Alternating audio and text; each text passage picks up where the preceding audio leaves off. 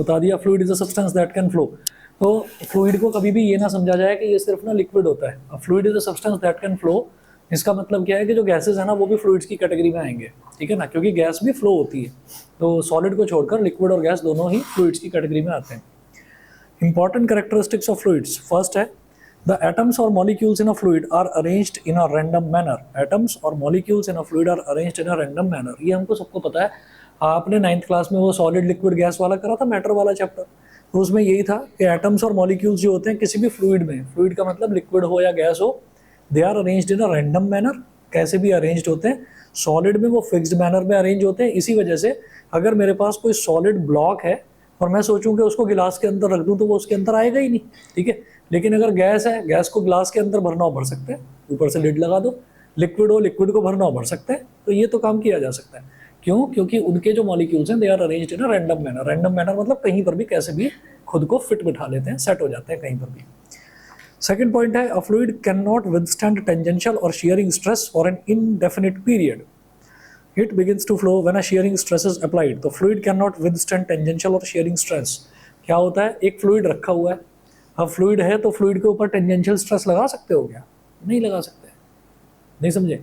जैसे मान लीजिए हम नाव में बैठे हुए हैं, तो नाव में बैठने का मतलब, और बिल्कुल शांत है पानी, लहरें नहीं चल रही हैं अभी, तो पानी शांत है।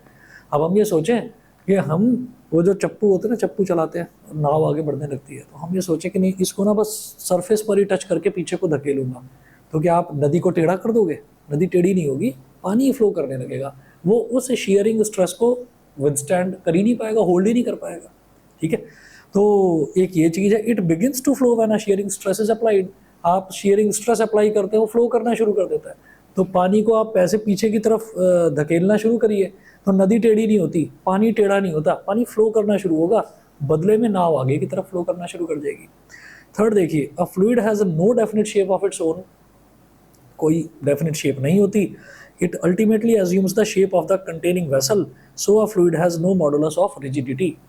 तो फ्लूइड का कोई डेफिनेट शेप नहीं होता है और वो किसी भी कंटेनिंग वेसल की शेप को ले लेता है। So a fluid has no modulus of rigidity. इस वजह से फ्लूइड में कोई मॉडुलस ऑफ रिजिडिटी नहीं होता, क्योंकि वो रिजिड नहीं होता, मॉडुलस ऑफ रिजिडिटी उसका नहीं होगा।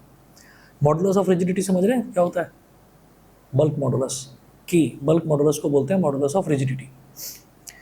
फोर्थ है अ फ्लूइड कैन एक्सर्ट और withstand a force in a direction perpendicular to its surface, so a fluid does have a bulk modulus of rigidity.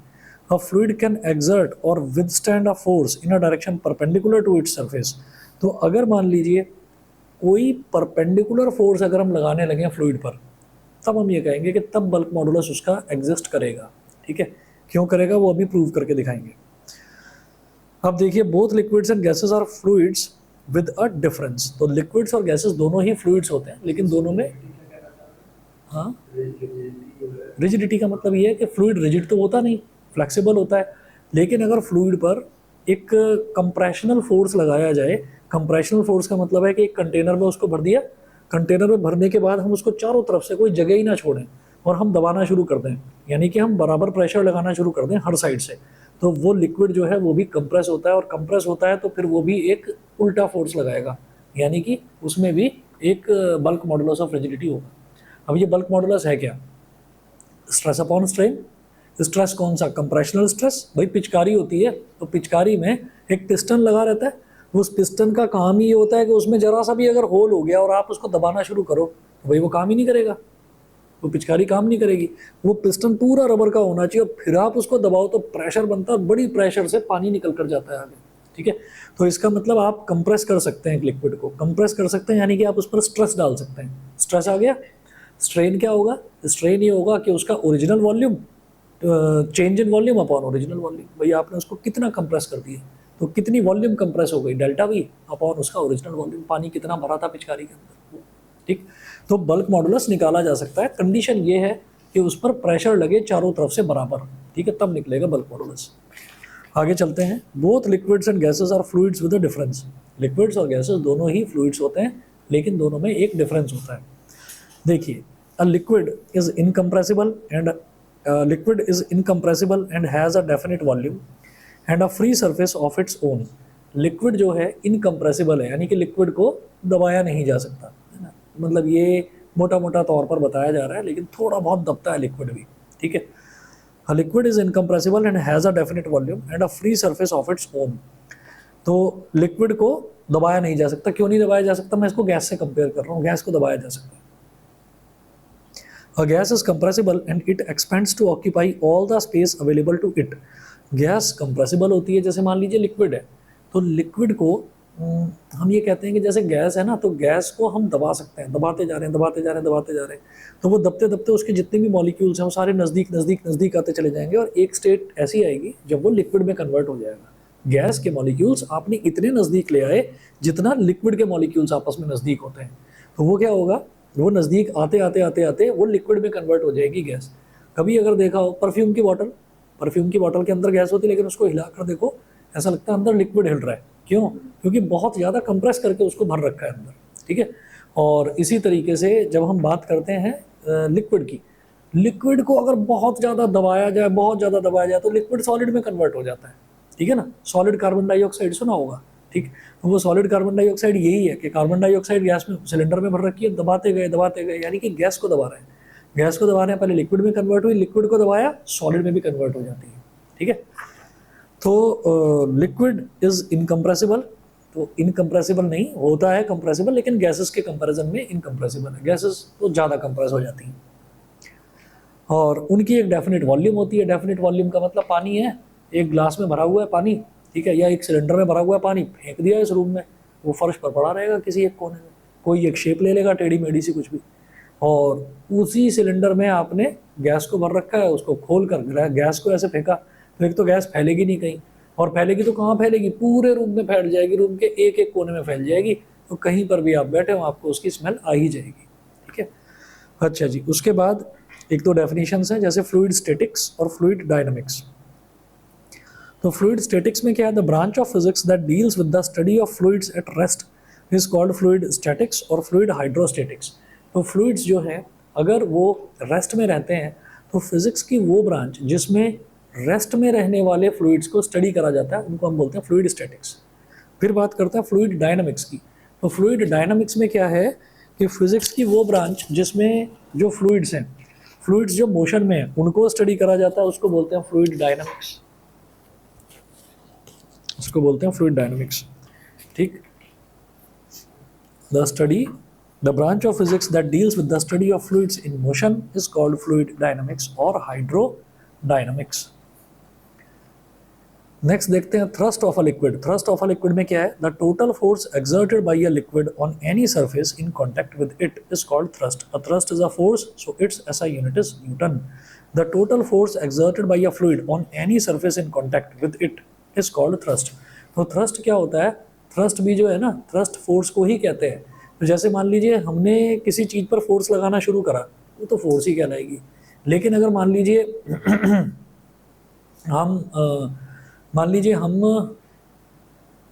हम लेटे हुए हैं और हमारे ऊपर किसी ने बकेट रख दी, और बकेट में कोई पानी डालता जा रहा है, तो बकेट का वजन बढ़ता जाएगा, तो उसकी वजह से जो हमारे बॉडी के ऊपर, अरे भाई मैं दब रहा हूँ भाई, इतना पानी मत डालो इसके अंदर, तो हम दबते ही चले जाएंगे।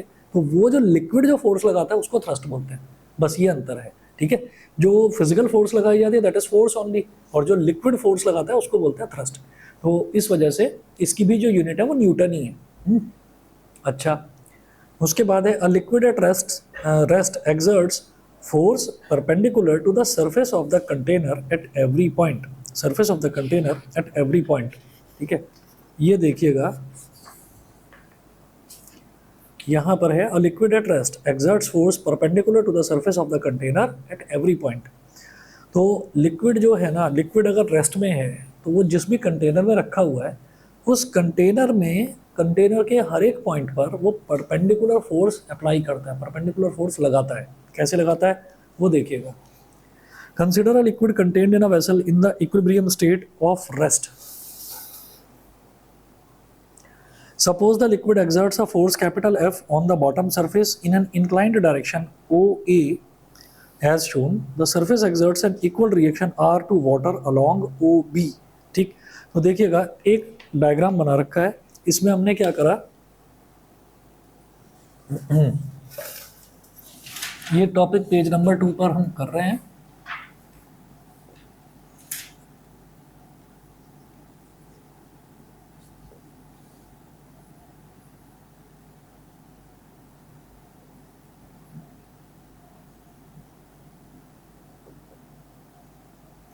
A liquid at rest exerts force perpendicular to the surface of the container. Force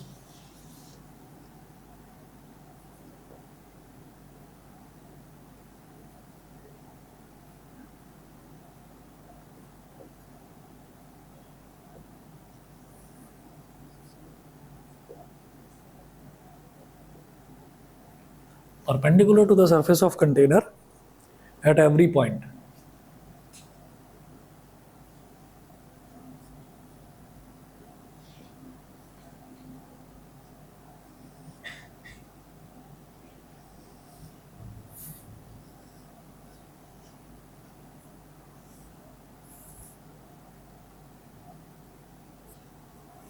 तो ये कंटेनर है और इस कंटेनर के अंदर एक लिक्विड भरा हुआ है।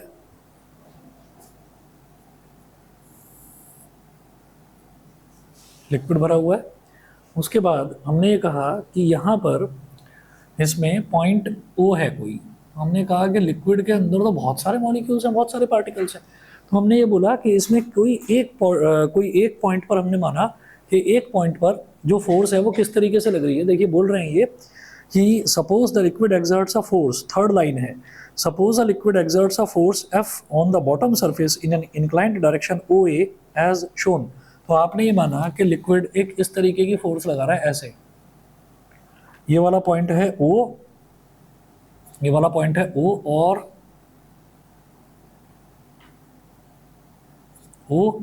और ए। तो इस तरीके से फोर्स लग रही है ओ ए, एक तो ये। अब हम ये कहेंगे कि जब कोई भी फोर्स लगती है तो फोर्स का उल्टा भी तो लगता है, मतलब रिएक्शन भी तो लगता है। तो रिएक्शन ऐसे हो गया,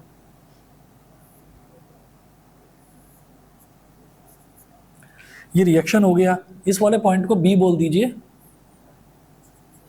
ठीक है। और ये जो फोर्स है ये रिएक्शन फोर्स है, और ये हमारी फोर्स थी जो लिक्विड लगा रहा था। लिक्विड फोर्स जो लगा रहा है, अब ऐसा नहीं है कि लिक्विड आया और लिक्विड ने कहा नहीं मैं फोर्स लगाऊंगा, मैं दबाऊंगा। भाई लिक्विड का जो खुद का वेट है वो फोर्स ही है ना, वेट इज अ फोर्स।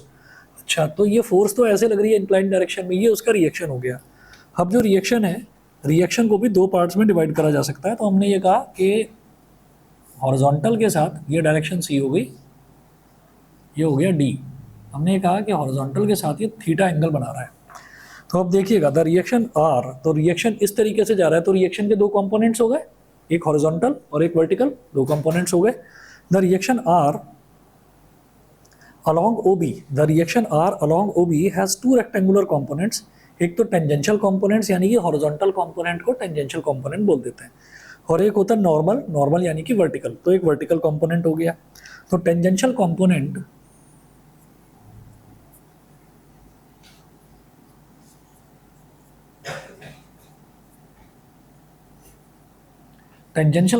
क्या हो गया, ओसी को क्या बोलेंगे, R cos theta, tangential component. और उसके बाद एक लेंगे वर्टिकल कंपोनेंट, वर्टिकल को क्या बोल देते हैं, नॉर्मल भी बोल देते हैं। तो नॉर्मल कंपोनेंट, नमस्ते, नॉर्मल कंपोनेंट जो है वो क्या हो गया, ओडी। तो इसको क्या बोलेंगे, R sine theta, R sine theta, ये हो गया, ठीक है।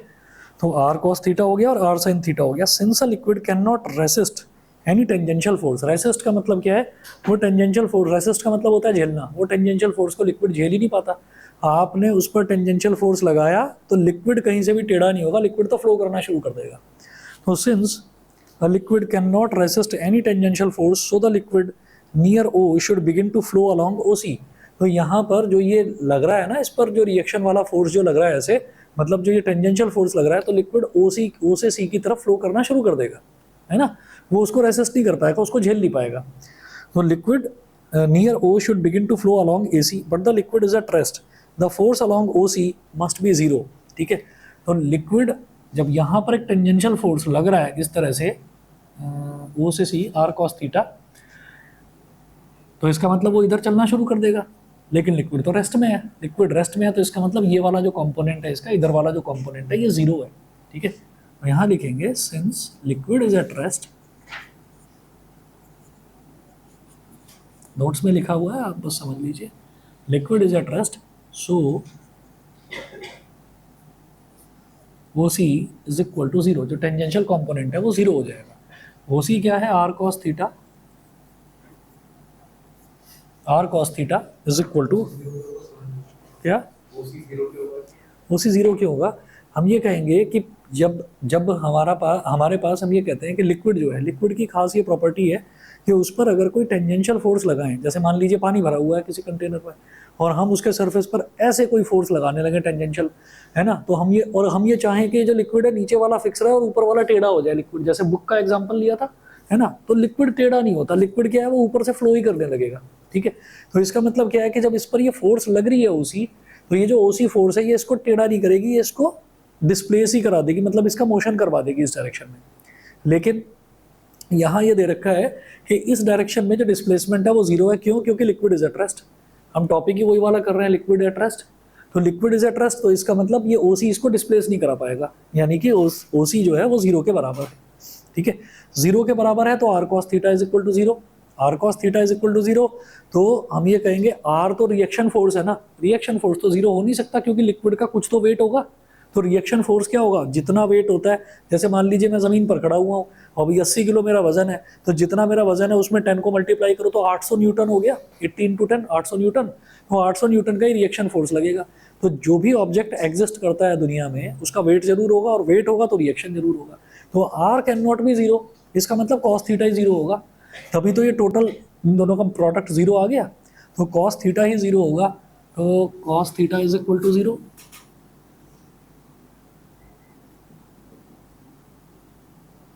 It implies that theta is equal to pi by to.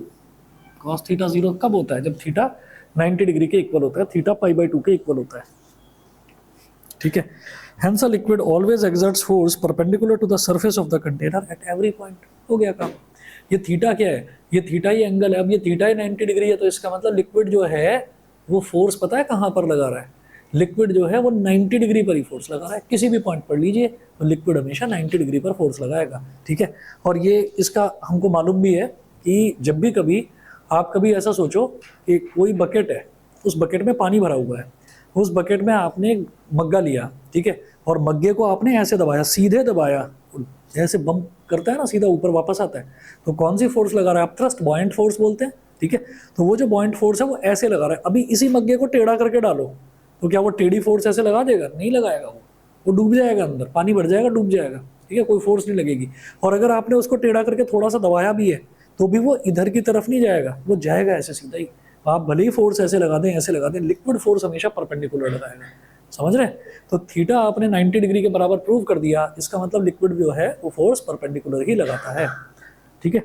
ये इंपॉर्टेंट है ये वाला, इस पर स्टार मार्क कर लेना इस वाले टॉपिक पर, ठीक है। अच्छा जी, अगला देखेंगे, नेक्स्ट टॉपिक देखिएगा प्रेशर, ठीक। ये लो भाई, पहले सॉलिड्स वाले हैं नोट्स, उसके बाद फ्लूइड्स वाले हैं, ठीक। प्रेशर, तो प्रेशर देखिएगा, प्रेशर का क्या होता है कि the pressure at a point on a surface is the thrust acting normally per unit area around that point. तो प्रेशर का तो हमको पता ही है, प्रेशर क्या होता है, फोर्स अपॉन एरिया, ठीक है। तो ये हो गया P is equal to F upon A. If the force is not distributed uniformly over the given surface then pressure will be different at different points. अगर फोर्स जो है ना वो यूनिफॉर्मली डिस्ट्रीब्यूटेड नहीं है, यूनिफॉर्मली डिस्ट्रीब्यूटेड का मतलब है जैसे ये टेबल रखी हुई है, ये टेबल रखी हुई है, इस पर मैं कह रहा हूँ कि इधर जो है ना, इधर तो मैंने अपने पैर से दबा रहा हूँ, तो पैर में ऑब्वियसली ज़्यादा ताकत है, हाथ में कम ताकत होती है, इधर हाथ से हल्का सा दबा रहे हैं, तो हम ये कहेंगे कि यूनिफॉर्म फोर्स नहीं लगा रहे हैं। इसी तरीके से हमने किसी लिक्विड को लिया, लिक्विड में हमने ये कहा भाई एक तरफ तो एक स्टीमर है, मतलब नदी की बात कर रहे हैं, एक तरफ तो एक शिप है, शिप कितना फोर्स लगाएगा, बहुत ज़्यादा, एक तरफ एक फेरी है और एक तरफ एक लकड़ी का फट्टा पड़ा हुआ है, बस ऐसी, तो तीनों तरफ अलग अलग तरीके की फोर्स जो लग रही है वो फोर्स बराबर नहीं लग रही है, मतलब यूनिफॉर्म नहीं है, नॉन यूनिफॉर्म फोर्स है। तो क्या करेंगे, if the force is not distributed uniformly over the given surface then pressure will be different at different points. तो अलग अलग पॉइंट्स पर प्रेशर भी अलग अलग होगा। If a force delta F acts normally on a small area delta A surrounding a given point, then pressure at that point will be P is equal to limit delta A tending to 0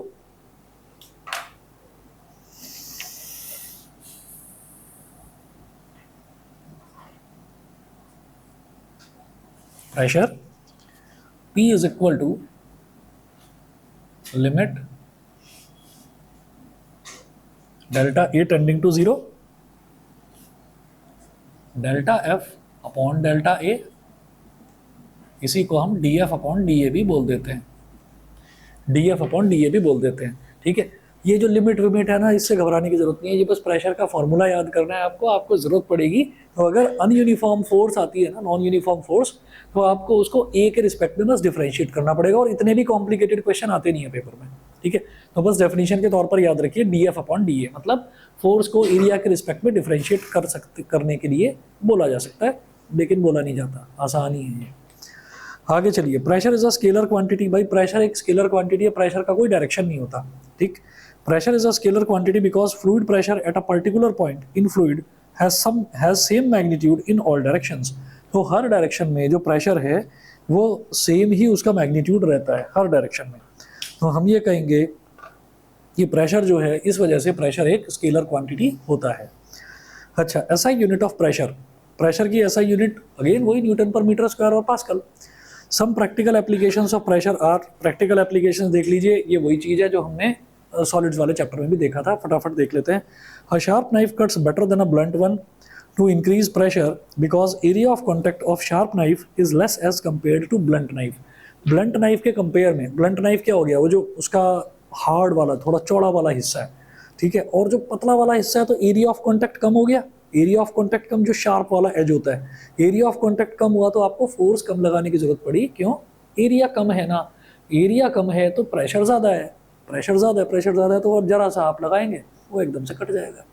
ऐसे ही अगला देखिएगा, railway tracks are laid on wooden sleepers to increase area of contact and thus reduce pressure. तो railway tracks यानी कि rail की जो पटरियाँ होती हैं, उन पटरियों को डायरेक्ट ज़मीन पर नहीं लगाया जाता। क्यों? क्योंकि सॉइल तो सॉफ्ट है, और वो पटरियाँ जो हैं पतली पतली होती हैं, तो जब उन पर से इतनी भारी ट्रेन गुजरेगी तो वो पटरियाँ धंस जाएंगी ज़मीन के अंदर, डिप्रेस हो जाएंगी, घुस जाएंगी।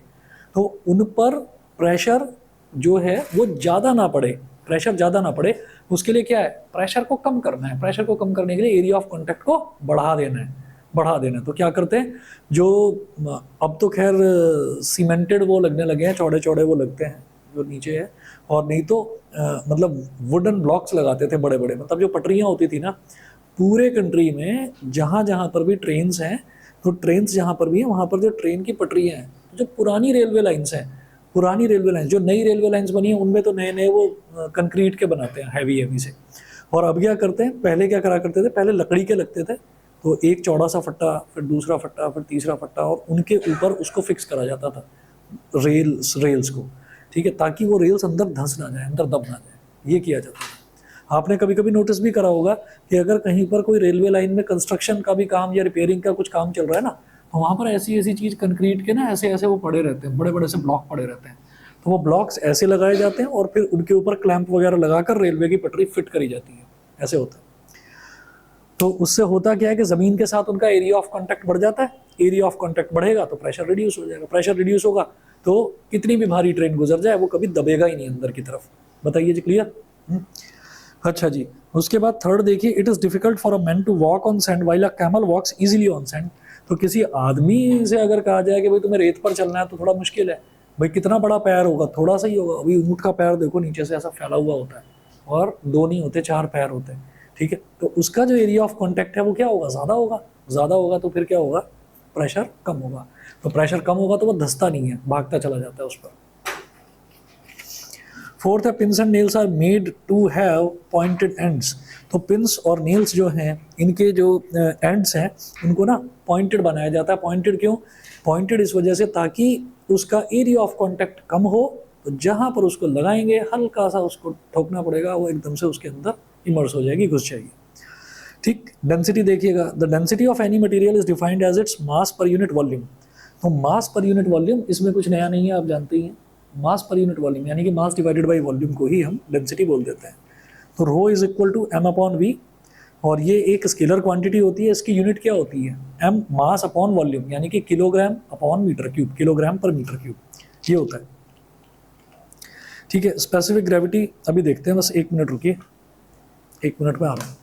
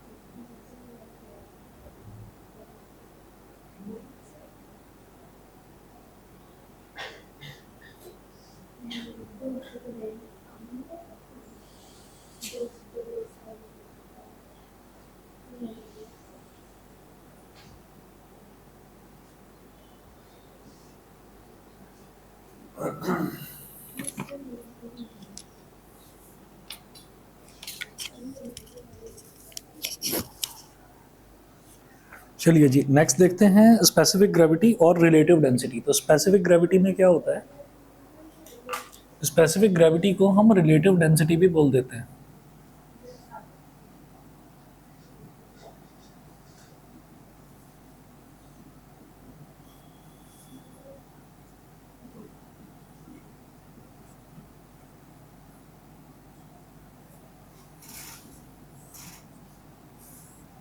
Specific gravity or relative density.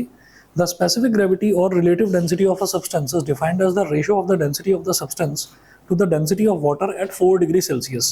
The density of water at 4 degrees Celsius is 1 into 10 की power 3 kilogram per metre cube, है ना। तो रिलेटिव डेंसिटी बोलो,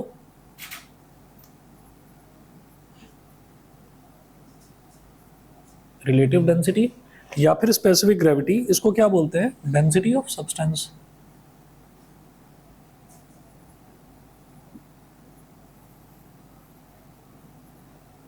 density of substance upon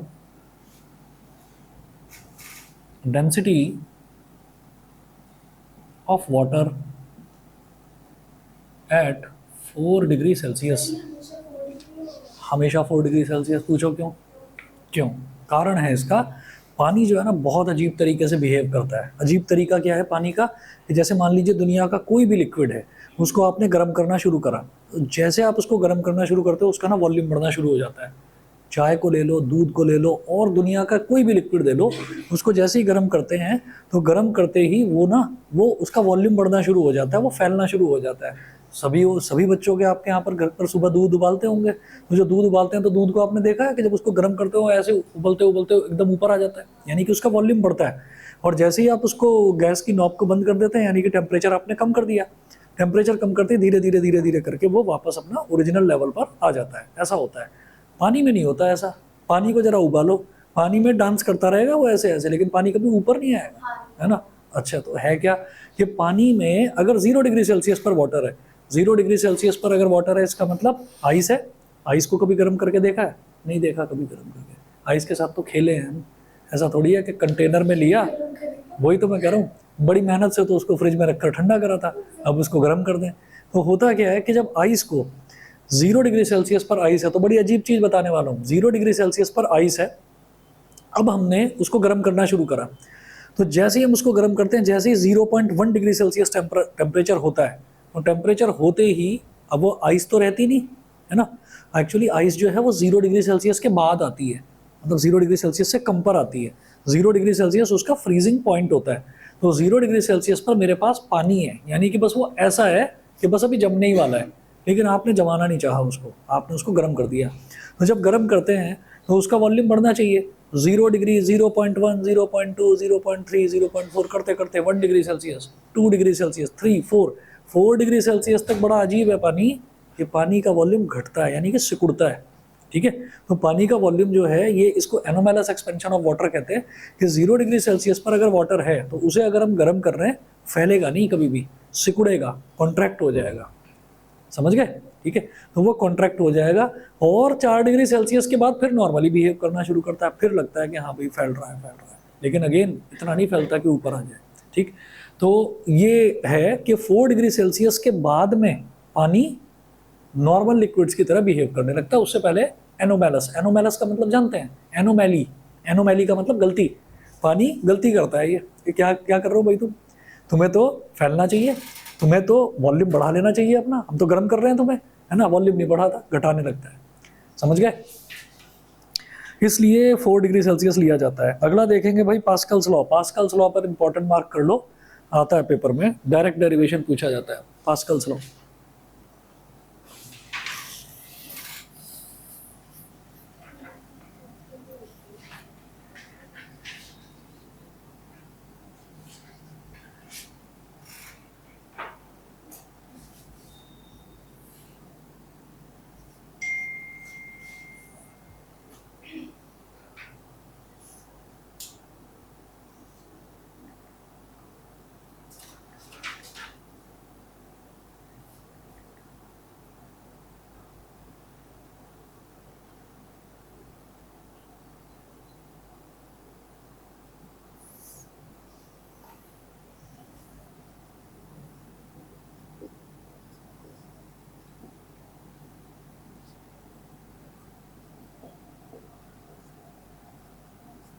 Pascal's law, Pascal's law में देखिएगा, this law tells us this law tells us how pressure can be transmitted in a fluid. तो इस law से हमको ये पता चलता है कि किसी भी फ्लूइड में प्रेशर किस तरीके से ट्रांसमिट होता है। It can be stated in a number of equivalent ways as follows. First है the pressure exerted at any point on an enclosed liquid is transmitted equally in all directions। is transmitted equally in all directions इसका मतलब ये है कि अगर मान लीजिए एक हमारे पास बकेट है, उस बकेट के अंदर पानी भरा हुआ है, और हम ऊपर एक पिस्टन लगाकर उस पर प्रेशर डालना शुरू करते हैं। तो जब हम उस पर प्रेशर डालना शुरू करते हैं तो बकेट जो है उसमें ना जो लिक्विड है वो, अब बकेट अंदर से सिलेंड्रिकल है बकेट, तो उसमें क्या है कि वो प्रेशर इधर वाली वॉल पर भी उतना ही प्रेशर ट्रांसमिट हो जाएगा, इधर भी इतना ही वॉल पर ट्रांसमिट हो जाएगा प्रेशर, और इधर भी। इसका बेस्ट एग्जांपल ये है कि जब आपने बकेट में एक पिस्टन लगा दिया ऊपर, यानी कि अब वो एक बड़ी सी पिचकारी की तरह काम कर रहा है, आप उसको दबा रहे हो, आपने राइट में, लेफ्ट में, आगे पीछे, बॉटम में, हर जगह आपने छोटे छोटे होल्स कर दिए। तो जब आप उसको दबा रहे हैं तो हर होल में से बराबर प्रेशर से पानी बाहर निकलेगा। तो this is called Pascal's law. ठीक, अब इस चीज़ को कैसे प्रूव करेंगे देखिएगा। सेकेंडली इस चीज़ को ऐसे डिफाइन करा जा सकता है, a change in pressure applied to an enclosed A change in pressure applied to an enclosed incompressible fluid is transmitted undiminished to every point of the fluid and the walls of the containing vessel। तो अगर एक fluid है जो कि incompressible है, कुछ fluids compressible भी होते हैं। इनकम्प्रेसिबल का मतलब आप फ्लूइड पर प्रेशर लगा रहे हैं तो ऐसा नहीं है यार फ्लूइड पहले इतना था, फ्लूइड ही कंप्रेस होकर इतना सा हो गया। इनकम्प्रेसिबल होना चाहिए, तो उस पर अगर आप प्रेशर लगा रहे हैं तो वो हर डायरेक्शन में बराबर डिस्ट्रीब्यूट होता है। ठीक है, सारी वॉल्स पर। थर्ड, इसको डिफाइन करने के ही ये 3 तरीके हैं पास्कल्स लॉ को, तो तीनों में से कोई भी आप डेफिनेशन लर्न कर सकते हैं, कोई भी। थर्ड है the pressure in a fluid at rest is same at all points if we ignore gravity. ये थर्ड भी, ये शायद आपको ज़्यादा आसान लग रही होगी, एक लाइन की है। ठीक है, तो तीनों में से कोई एक डेफिनेशन कर लेना जो आपको ठीक लगे। उसके बाद देखिए प्रूफ ऑफ पास्कल्स लॉ। तो पास्कल्स लॉ का proof, Pascal's law can be proved by using 2 principles. First है the force on any layer of a fluid at rest is normal to the layer. तो ये तो हमें पता ही है कि किसी भी लिक्विड पर कहीं पर भी अगर हम फोर्स लगाएंगे तो हर जगह वो फोर्स जो है, जो फ्लूइड पर फोर्स लगेगी वो नॉर्मल ही लगेगी, लेयर पर नॉर्मल ही फोर्स लगेगी। ठीक, सेकंड है Newton's first law of motion. तो न्यूटन का फर्स्ट लॉ ऑफ मोशन हमने इसमें यूज करा। फर्स्ट लॉ ऑफ मोशन क्या होता है? A body at rest continues to be in its state of rest until and unless it is compelled by some external force। ठीक है, या फिर a body at uniform motion continues to be in its state of uniform motion until and unless it is compelled by some external agency या external force। ठीक है, हाँ, law of inertia यही है फर्स्ट लॉ ऑफ मोशन। तो अब हमने क्या करा, अब इसमें समझिएगा, अब हमने यहाँ पर एक कंटेनर लिया,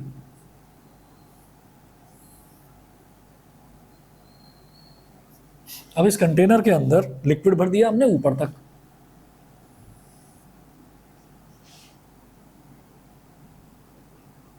लिक्विड भर दिया ऊपर तक। अच्छा जी,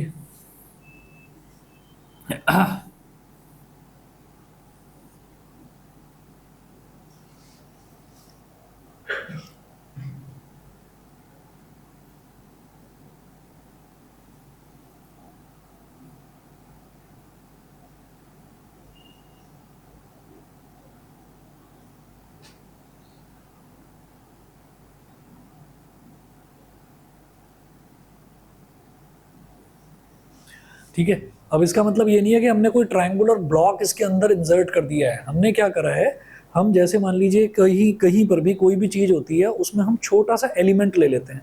मान लीजिए लेंथ है, कोई बड़ी सी लेंथ है, उस लेंथ में से मैंने छोटा सा लेंथ का टुकड़ा ले लिया, तो उसको मैं बोल देता हूँ DL। ऐसी कोई एरिया है, बड़ा सा एरिया, उसमें से छोटा सा एरिया ले लिया, उसको बोल दिया DA। ऐसे ही हमने पानी भरा हुआ है या कोई भी लिक्विड भरा हुआ है इसके अंदर, उसमें से हमने इस तरीके की ट्रायंगुलर शेप का कोई लिक्विड कॉलम कंसिडर कर लिया, लिक्विड कॉलम कंसिडर कर लिया हमने कोई भी, ठीक है। तो हमने ट्रायंगुलर लिक्विड कॉलम कंसिडर करा है, कुछ सोच कर करा है, बताता हूँ अभी क्यों। हमने इसको यहाँ पर ये जो हमने कॉलम कंसिडर करा है, इसको हमने नाम दे दिया A B C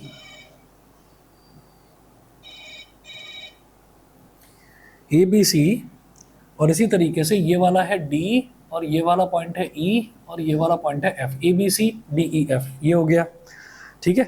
suppose a fluid exerts pressure PA PB PC on the faces BEFC, तो एक फेस तो नीचे की तरफ है BEFC, तो यहाँ पर जो फ्लूइड है वो प्रेशर एक्सर्ट कर रहा है PA, तो प्रेशर एक्सर्ट कर रहा है PA, तो इसका मतलब फोर्स एक्सर्ट कर रहा है FA लिख दिया हमने, इस फेस पर FA फोर्स एक्सर्ट कर रहा है, ठीक है। ऐसे ही जो ये वाला फेस है, इस वाले फेस पर वो फोर्स एक्सर्ट कर रहा है FB। जो लिक्विड है ना, लिक्विड हमेशा किसी भी लिक्विड हमेशा कहीं पर भी अगर फोर्स एक्सर्ट करेगा, किसी भी डायरेक्शन में फोर्स एक्सर्ट करेगा, तो वो परपेंडिकुलर होगी हमेशा, ठीक है। तो FA हो गई, FB हो गई, ऐसे ही इधर वाला जो फेस है, इधर वाले फोर्स पर भी परपेंडिकुलर फोर्स लगाएगा, वो हो जाएगी FC, ठीक।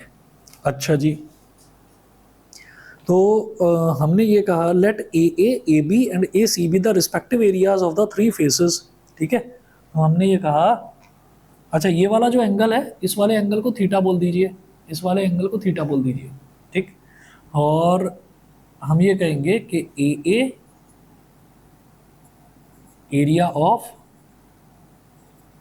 BEFC, तो ये BEFC का एरिया हो गया AA। ऐसे ही AB ये क्या हो गया, एरिया ऑफ ACFD, ACFD। ऐसे ही AC यानी कि इधर वाला, तो एरिया ऑफ ABED, है ना, ये सब कुछ नोट्स में मेंशन कर रखा है, ABED, ठीक। अच्छा जी, इसके बाद हम ये कहेंगे ये जो FB वाला फोर्स है भाई, ये तो ऐसे जा रहा है FA ऊपर की तरफ, FC इस तरफ जा रहा है, लेकिन ये जो FB वाला फोर्स है, ये FB वाला फोर्स इस तरह से लग रहा है, तो FB वाला फोर्स इस डायरेक्शन में आ रहा है। तो मैंने आपको बताया था कि वेक्टर को अगर इस डायरेक्शन में है तो वेक्टर को ऐसे ऐसे पीछे आगे कैसे भी मूव कर सकते हो, डायरेक्शन मत बदलना बस। तो FB को मैंने ऐसे दिखा दिया, FB ये वाला फोर्स ऐसे हो गया, तो हमने एक परपेंडिकुलर बनाया यहाँ पर ऐसे, ठीक है।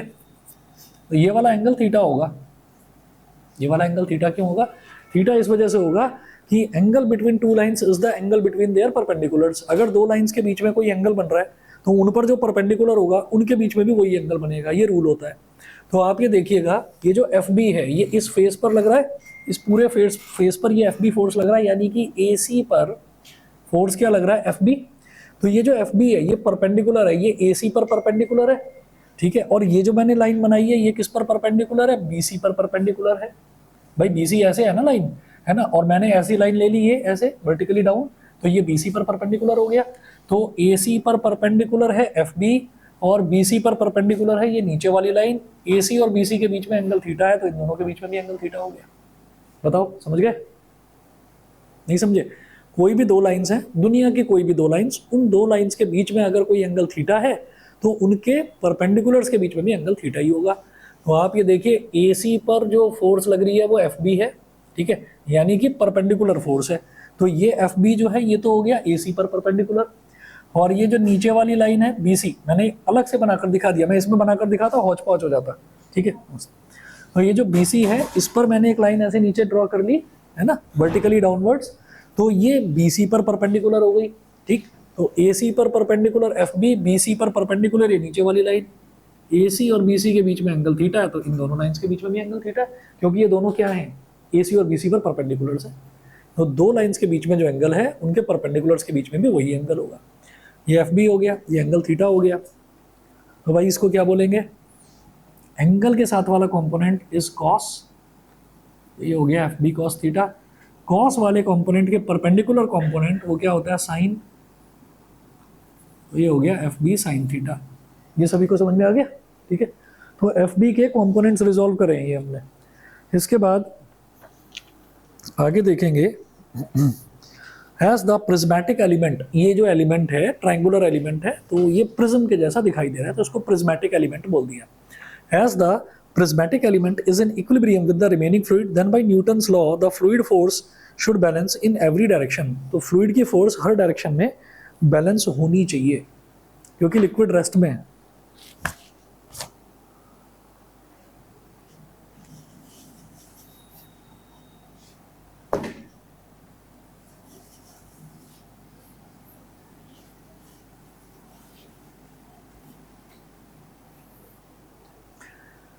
लिक्विड रेस्ट में, तो अब आप ये देखिएगा कि लिक्विड रेस्ट में है तो अच्छा एक फोर्स तो ऐसे लग रही है एफ सी, ठीक है, और एक फोर्स हॉरिजॉन्टल फोर्स ऐसे लग रही है एफ बी साइन थीटा, तो दोनों एक दूसरे को बैलेंस करें, तो F C is equal to F B sine theta हो गया, लिख दो F C is equal to F B sine theta. इसी तरह से एक फोर्स लग रही है नीचे से ऊपर की तरफ एफ ए, और एक फोर्स हो गई ऊपर से नीचे की तरफ एफ बी कॉस थीटा, तो क्योंकि लिक्विड रेस्ट में है तो इसका मतलब बैलेंस करेगा एक दूसरे को, तो F A is equal to F B cos theta.